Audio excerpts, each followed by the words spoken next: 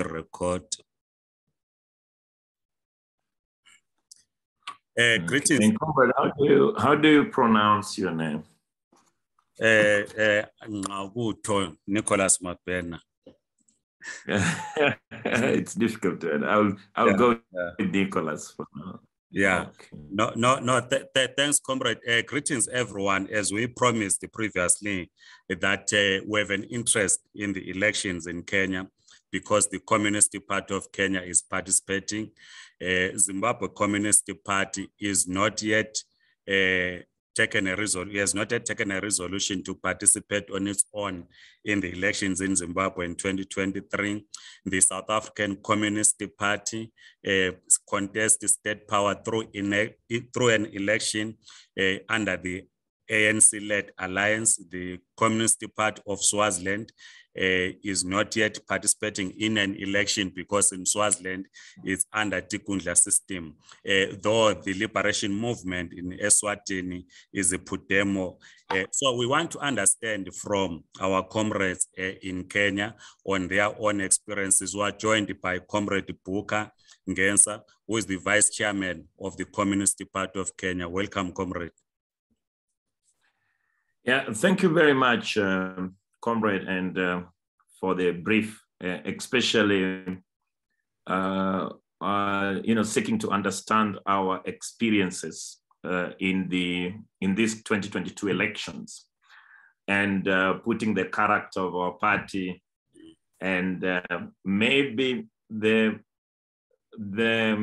place to start on is to discuss why the Communist Party made that important decision to participate in this year's election, the bourgeois elections. Mm-hmm.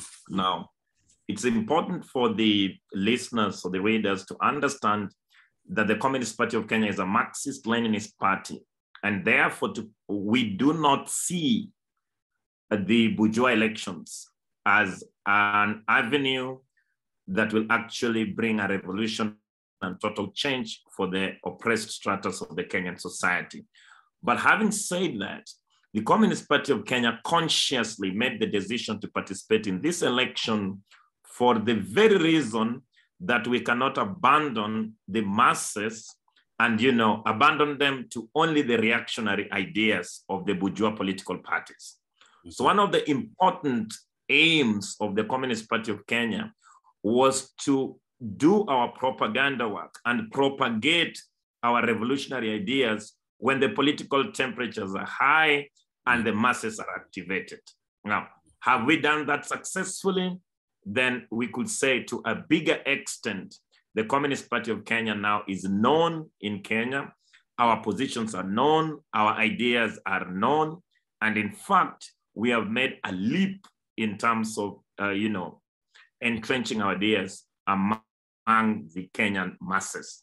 Mm-hmm. The second important thing was also to be able to bring up the contradictions within the bourgeois elections and the bourgeois society, especially now that we had two protagonists, that were pretending to be protagonists, but in actual sense, they represent the same class. They represent the ruling elite, the minority that always want to impose their will around the Kenyan people. And the Communist Party of Kenya published a document that will interest people. In fact, we published a document that is entitled On the 2022 Election, Kenyans to Think Outside the Box. Mm-hmm. And what we were trying to express in that document, that in the event that the Kenyan people, are forced literally to choose either of the imperialist stooges that pretend to be a protagonist only, they pretend to be protagonists only in form, but in content, they are not protagonists. In fact, they are both corrupt, but they call each other corrupt depending on who is in power and who is outside power.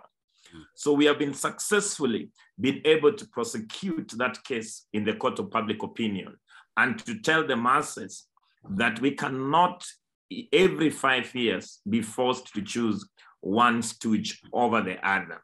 Because even the after these elections, all of them were going to the United States Embassy to play homage, to tell them that, we will want to learn from your democracy, and even before elections, we could see such things that the Raila Odinga's wing and the Ruto's wing, all of them were going to the Israel, to try and look for alums to help in election processes. So the Kenyan democracy, we've seen it is reduced almost to the Western democracy, where, we are told, let us choose among the better, one of the better evils. But to us, we don't need to choose an evil, because we just want to have, the lives of the people improved. Yeah. And also, finally, I think in the same document, we are aware that the bourgeois elections is, it's like an auction place where people go to launder money, and they expect that after the election, they get that money back through basically corrupt dealings and entrepreneurship, as even some of them are more vicious, because they just invoice for work not done to help them recover the money from the public coffers. So I could say that sufficiently the Communist Party of Kenya, have achieved their mandate in terms of their aims in that election. At least we can see that now the person that have been declared the president-elect, which is Ruto, is an outright bigot. He's an outright tribal bigot. In fact, he embraces Christian fundamentalism. So we see a lot of opportunity in terms of organizing the Kenyan masses, because it's going to polarize the population. The right-wing evangelicals in the United States that have sponsored his campaigns and continue to, want to make Kenya theocracy, will have a debacle, because the Constitution, the Kenyan Constitution 2010, is actually the most progressive. And we have said the Kenya is not a theocracy. So definitely they are going to experience, a lot of resistance from the Kenyan people. And for Raila's faction, it's an obvious. Raila is an imperialist stooge. Look at the position he's taken in issues to do with Zimbabwe, for example. He is one person that, was pro-sanctions against the Zimbabwean people. In the election, he even supported the outright, imperialist stooge in Zimbabwe, that the one that used to masquerade as a trade unionist. Yes, Morgan Tsvangirai. He was the darling of Morgan Tsvangirai here. If you look at the position that Raila took, even in terms of the Cote d'Ivoire presidential elections, he was firmly supporting the French imperialists. If you look at the position he's taken, in issues to do with the Western Sahara liberation, the liberation of the Sahrawi people, Raila Odinga supports that conference of the sellouts and is totally with the Moroccan king. So we have seen two realities in this election, where we have on one side an obvious imperialist stooge, and on the second side we just have a kleptocrat, or what we call a total corrupt leader that he drive on the Kenyan the Kenyan masses by pronouncing more that something that more reflects a class war, because they knew that the Kenya was totally divided between the haves and the have-nots. So he came up with these hustler narratives, and he was saying that he's going to come up with a bottom-up approach economic model that in actual sense, he was just riding on a rhetoric. Unfortunately, other comrades within the party fell for that rhetoric and in actual sense supported his candidature. But now the reality is dawning upon them that they might have been duped, because just like the imperialist, the national bourgeoisie or the comprador bourgeoisie cannot be trusted. Today they tell you this, and tomorrow they are doing exactly the opposite. So what options does the Communist Party of Kenya have? In fact, our work is cut out clearly for us, that for us, we can only help to organize the workers in Kenya, to organize the masses from below. And anything that we'll get from this kleptocracy that is just about to take power will be a product of the Kenyan struggle. So we are promising them that we are going to put extreme pressure on the Kenyan state to actually deliver what we know they cannot deliver, which they promised. For example, they promised employment for the youth. They are promised, money in the hands of the youth. They are promised housing. They have been running their mouth dry of things they cannot do. So it is time to hold them squarely responsible for what they actually promised the Kenyan people. And that, to me, is what the Communist Party is heading to.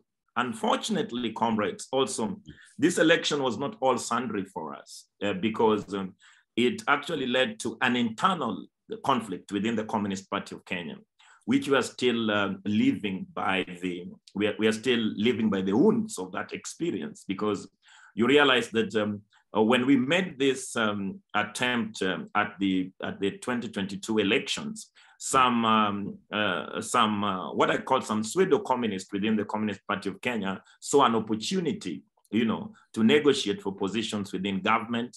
They saw an opportunity because the Communist Party was getting popularity on ground to negotiate for even to get money privileges to the people who are in this country. So it forced us to launch an internal struggle in the party, and it's going to be, it's going to be completed quite soon, because the workers and the masses, of course, and the membership of the party are strongly within the revolutionaries. So we can say, quite frankly, because you're a comrade, that our party is now divided between the minority and the majority. And the minority is the reactionary that will want to take state jobs from this kleptocrat government. And of course, the majority is conscious that the only total liberation of the Kenyan people will come through a revolution and not a bourgeois democracy. What do we also need to understand? We will talk about the internal dynamics within the Communist Party of Kenya, but just two things for you to clarify. What is the state of the trade union movement in Kenya? Did the trade union movement support the party in its campaign? And secondly, we're getting information, whether it's correct or not, that many young people did not participate in the elections, unlike in Zambia. What's your view on that? Now, for the trade union, it will be important for you to understand the history of the trade union movements in Kenya. The trade union was actually captured by the state as early as the 1990s by the Moi regime. And the progressive state unions, as trade unions, were actually crushed. And now we only have mostly the people that are at the helm of the trade union movements are actually what we may call the labor aristocrats that are leeches on the backs of the working class. In fact, the central organization of trade union is the general secretary is actually was a project of the state. But having said that, the Communist Party of Kenya have made a lot of progress in terms of organizing the workers through progressive trade union movements. We have the aviation and allied workers, which is one of the most progressive. We have the metal and engineering workers union here that are actually very progressive. We have the dock workers union that are actually very progressive. And even we have organizations between the mining areas. They are not officially registered as trade union, but they are very militant organizations around mining and landless areas. So definitely these progressive unions were firmly behind the Communist Party of Kenya, and we had elaborate consultations with them. And even as we speak today in Taita Taveta, I think we managed to clinch a seat for within the mining and the landless areas. Even though the divisions of the party, we also had a few people leaving the party to vie as independents. We also have, those who left the party to vie because they had qualms with joining of the Ruto presidential projects, have also won elections. And even me, if I had, in my case, it was rather strange that the court blocked my candidature in Siaya. But if I had moved to vie for independence, chances are like that I will have also won in CIS. So the trade union are actually divided. And I think last week you must have seen what the president-elect did to have a meeting with the most militant heads of trade union. Mainly one is called CUPET, which is the trade union that represent the teachers in higher educations of learning, and NAT that represent the teachers in the primary schools. The idea is that the person that is the president-elect was actually trained by the late dictator Moi. So he knows that the trade unions are a threat to the state, especially the bourgeois state. So he has already started, to warm up to try to demilitarize, to make the trade union demilitant. And in fact, try to, I know he will give them positions in his government. I know he will try to get the best trade unionists to try and reward them through state jobs and state contracts. And the idea is to try and, though any oppositions within the trade union movement. But again, to us that represented with opportunity, because even if they bribe the trade union leaders, we have always dealt with the rank and file of the trade union to again get better union leaders elected, and even to organize for strike actions and demonstrations around workers' issues.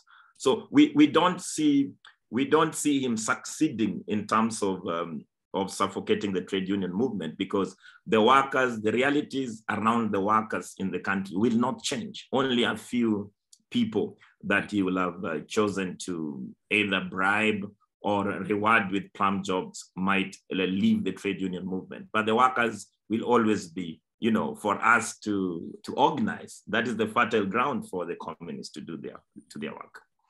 Now, on the other question, on the youth not voting in these past elections. Yeah. First of all, probably I could say that the way we understand the youth in our country is definitely from a class perspective, because the youth itself is not a monolithic block. We have the rich youth, we have the poor and the working class youth. This election, especially in the rural areas where our candidates were blocked to vie, or in poor urban areas where our candidates were blocked to vie, you realize that there was very minimal turnout among the youth. For example, CIM, you realize that we only had 60% total voter turnout, with only 30% of the youth participating in that election, because they felt like their hopes were extinguished, because they did not see their aims, their aspirations being represented in the ballot papers. In fact, some of them did a protest vote where they went to the polling station and wrote the name of the people they wanted to elect and then walked away from the polling stations. So we have seen a very militant youth coming up in our country that are looking for solutions. And in fact, for the Communist Party of Kenya, we have been lucky because the youths have been coming to seek ideas from our party, other than us going to tell them the beauty of communism, but they have been coming to our party to seek ideas, to try to help us organize. And in that way, we can say that the low voter turnout for the youth can be, they can be crystallized into two areas, especially where Raila was the most popular candidate, and he used his political power to step on the youth candidates and make sure that only his relatives, or he made sure that only the people who are close to him were in the ballot. And even when they were not in the ballot, he ignored any project of the people, and even used the state machinery to block progressive candidates from vying. Then in those areas, we saw that the youth were disinterested in this election process. Okay. And the second part is that in urban areas, there was already an outrage. In fact, a few weeks to elections, you must have seen in the local media, they will say no food, no elections. The cost of living was going up. They wanted to live with dignity. They were saying that they don't want to be used as voting machines only for a few people to get positions. So there was already an activation through demonstrations, mainly in the capital, Nairobi, to warn the political elite that in the event that the food prices do not go down, that the fuel prices are not looked into, that we do not have price controls for the basic commodities, then they will boycott that elections. And that is what basically happened in most poor neighborhoods in urban areas. Okay, both the candidates, that is Raila Odinga and Ruto, led different coalitions for their campaigns. Did the Communist Party enter into coalitions with other left forces in Kenya, or do we have left formations outside the Communist Party of Kenya? Now, the Communist Party of Kenya went into what we call an informal coalitions with other left political parties and organizations in Kenya. Mainly we have a party called Ukweli Party here. We have another political party called Green Party, which are basically broad left political party, Labour Party. But the anticlimax of it was when the top leadership of the Communist Party of Kenya, which is the General Secretary and the chairperson of the Communist Party of Kenya, made a unilateral decision to support, a non-land grabber, a non-kleptocrat by the name Ruto for the presidency. So that caused an outrage in the party. In as much as they were able to find their way to, to register coalition with the UDA-led coalition that now the president-elect Ruto was, but they left the rest of the party behind. So we could say that the Communist Party of Kenya did not actively participate in both coalitions, but the Communist Party of Kenya was in, informal alliances with progressive organizations and political parties to try and win seats. And even in the areas where the Communist Party of Kenya was blocked by the state, there was enormous support by its membership to support a progressive candidate that was not within the Communist Party of Kenya. Then your views on the independent electoral and commission in Kenya in announcing Ruto as the president-elect, and we see Raila Odinga saying he's approaching the courts. We saw 4 commissioners saying they will not be part of the announcement of the presidential outcome. What is the view of the Communist Party in Kenya? Comrade, this is very historical in our country. In fact, sometimes I was asking, the chairperson when we had certain differences of the IEBC, that is this independent, is this commission really independent as we ought to think as the Kenyan people? But remember, each and every election, there has always been divisions among commissioners, because each presidential candidate tries to win commissioners to try and create, either an apparent disparities in the election results. So last election, for example, you'll find that the commissioners that were not supporting the chairperson, Chebukati, resigned from the commission before the results were announced. Yeah. They came out on the media publicly to say that Raila's elections was rigged, and some of them even went exiled to this country. So every presidential candidate tries to lobby in terms of appointment of commissioners. And when they lobby for those appointment of commissioners, they expect those commissioners to be loyal to them and not to be loyal to the Kenyan people. The 4 commissioners that are descending, the presidential candidate, they are the latest commissioners that were appointed by Uhuru Kenyatta. And remember, Raila was Uhuru Kenyatta's project in these elections. So they were actually answerable not to the Kenyan people or to Ruto's led function, but they were answerable to the people that made them commissioners. And they were not going to accept, any results. But I could tell you that in terms of transparency of the vote, the IEBC has done a good job. So we can only talk about the rigging at the polling station level. Okay. But what the chairperson of the commission actually did, he ensured that what they call the Form 34As that contain the results of the polling stations were actually uploaded in the public. So everybody could take their simple calculator and tally the presidential vote. Mm-hmm. And then he also echoed the Supreme Court's ruling in the last election that the results that were declared at the polling stations were indeed final. So that means if there were errors that were tabulated between the polling station and the national tallying agent, he said those were errors and he will not use them to actually change the presidential results.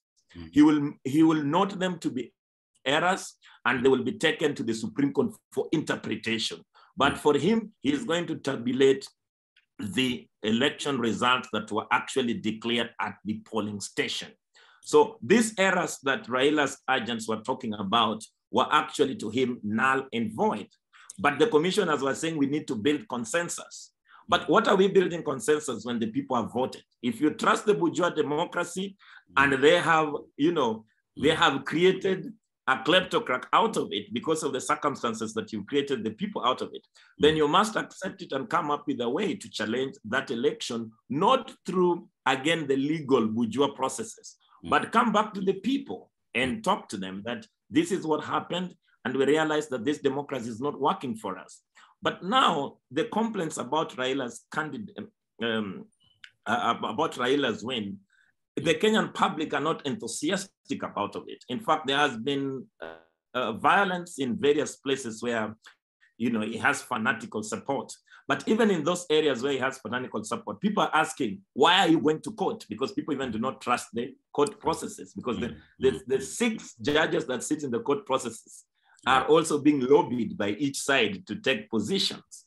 So I could say that in the threshold, if we are to measure these elections against the standards of bourgeois democracy, this was the most transparent presidential vote that was casted in Kenya today. But the outcome, even if it was Raila or Ruto, then I will think that the Kenyan community will have not seen, in fact, they will not see any change. Even if today the Supreme Court overthrows the bourgeois democracy and says that Raila is the president, again, the suffering of the people can only go up. Okay. So in terms of the IEBC, for me, I think Chebukati is bold. I think he did not bow down to the pressure of the state. And in fact, he made it quite transparent that even you, who is from the Zimbabwean Communist Party, could download the forms and, announce the president. So the rest was close. But for us, we are convinced that whatever tactics the Ruto used, if he was to rig, he rigged the elections at the polling stations. And in fact, we have a history of 2 candidates competing to rig each other at the polling stations. They are strong, they just, try to rig each other. And if they outmaneuver each other, they start complaining, you rigged me out, you stole my votes. But in actual sense, all sides always try to steal the votes in areas that, are their strongholds. Comrade, as we move to conclusion, just the last question, because we're running out of time. Ruto says this election was not about ethnicity, it was about issues.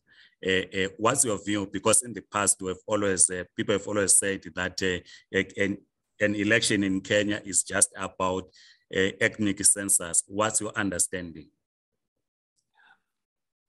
Ethnicity is at the center of this. In fact, it is the biggest factor towards political mobilization for bourgeois political parties. If you say that this election is not about ethnicity, but why is there ethnic alignment between bigwigs towards elections? For example, Ruto, for him to get the Luhya nationality, he chose the Luhya ethnic leaders to lead its mobilization. He is a Kalenjin, so he was able to mobilize complete, the Kalenjin vote. And then if he needed the Kikuyu vote, then he chose Gachagua to be his deputy president. So there was silent, and even cold mobilization along the ethnic blocs. But in terms of talking to the international media and to appear sexy and good, then we say, come on, this election was not about ethnicity. But the actual sense is that the mobilization was highly ethnic. And also, secondly, is that there was use of money to try and influence the poor neighborhoods to vote for a certain candidate. And of course, they used the machine that they always have, the media. The media came up with narratives about freedom is coming. And Raila was talking about a fake Mandela moment for the country. So that kind of mobilization, you cannot say it is not de-ethnicized. Even in Siaya, where I used to do my politics, and I'm still there now, you realize that when they're talking to the international in the media, they are talking about politics that is free of ethnicity. But then when they retire to their local areas where they're using their dialects, they are talking about the Luo nation. They are talking about how the Luos have been subjugated by other tribes. And they're talking about a Luo moment for the presidency. But in actual sense, they want to mobilize ethnically. They want to polarize this country ethnically, but they are so embarrassed about it to do it publicly, So in my own analysis and the position of the Communist Party of Kenya is that ethnicity still plays a major role, and it's only through political ideology that we can actually change it. But again, having said that, comrade, remember, ethnic politics was always open. The politicians could just go and talk about raw ethnic politics. But again, from pressure from below and the kind of work that the progressives have done and some reform laws that came out after the 2007 post-election violence and the 2013 post-election violence, now the politicians are not free to talk about ethnicity in the mainstream media. So they have to craft certain manifestos. Like, for example, Raila was talking about state welfareism. He wanted to give 6,000 shillings to each and every unemployed people. The only thing he failed to explain to us, where will he get the 6,000 shillings? Because he's not willing to expropriate the rich. He's not willing to commit a class suicide for himself. So there was some rhetoric in terms of economic models at national level. That to us was a big improvement, because we did not have raw tribal mobilization, but we had one side, talking about state welfareism, and the other side talking about, an opaque bottom-up economic model. But in actual sense, there was really nothing they were talking about. Thank you so much, Comrade Buka Ngesi. You have given us an insight. We hope that this discussion is going to continue. It's going to assist our comrades in Zambia. The Socialist Party of Zambia participated in the previous elections. We are also drawing lessons from their own campaign. And this discussion indeed will help the comrades in the South African Communist Party, Zimbabwe Communist Party, Communist Party of Swaziland, and other Communist Party or workers' parties across the continent. We have a progressive workers' party in Botswana that is also participating in elections. We will certainly share this interview with them. So we will continue, comrade, in terms of our own bilateral, the Communist Party of Kenya and the Zimbabwe Communist Party, and also continue with the work that we have started. But we want to thank you for this insight, because it is going to assist our comrades in this part of Africa. Thank you so much, comrade. Right, salute, and I wish you well, and I hope to, to exchange more ideas and exchange more experiences, and we learn from each other. When you get time, you can also share with me the recording. We could probably put a few on our social media platforms. Thank you, comrade. And comrades, please subscribe to this YouTube channel. Write in the comment sections your own experiences, what we have learned in this discussion, and what is it that we need to do, particularly communities in Southern Africa. Otherwise, comrades, have a great day. Goodbye. Goodbye. Okay, fine. You will share with me the YouTube channel. Certainly we'll share with you, comrade. Thank you so much. Thank you. Okay, bye-bye.